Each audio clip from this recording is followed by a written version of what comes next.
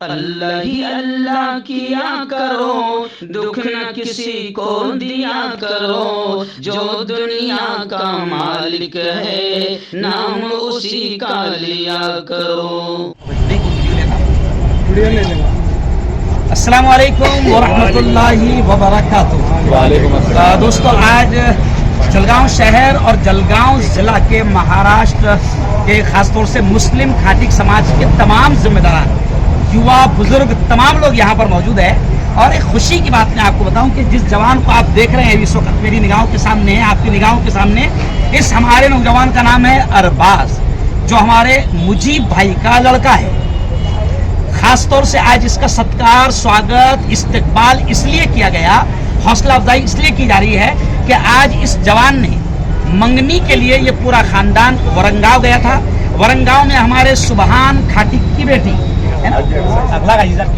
حاجی اخلاق صاحب کی پوتی سبحان کھاٹی کی بیٹی، ان کے ساتھ میں اس کا رشتہ، اس کی منگنی طے پائی تھی، لیکن آج اللہ کا شکر ہے کہ منگنی کے پروگرام کو شادی میں، نکاح میں تبدیل کر دیا گیا۔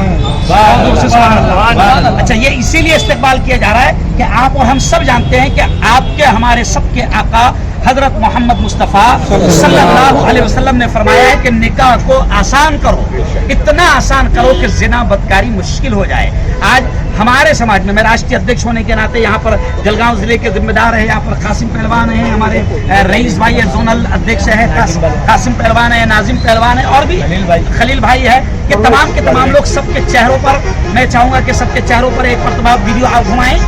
صرف استقبال کا مقصد یہ ہے کہ اس طریقے سے پروگرام ہماری برادری میں عام ہونا چاہیے تاکہ دوسروں کو بھی شوق پیدا ہو، ورنہ منگنیوں میں لوگ لاکھوں روپے خرچ کر رہے ہیں۔ کچھ منگنیوں میں تو ایسا ہوتا ہے کہ 4 سے 5 غریب بچیوں کے نکاح ہو سکتے ہیں، اتنا منگنیوں میں خرچ کیا جاتا ہے، جو اچھی چیز نہیں ہے۔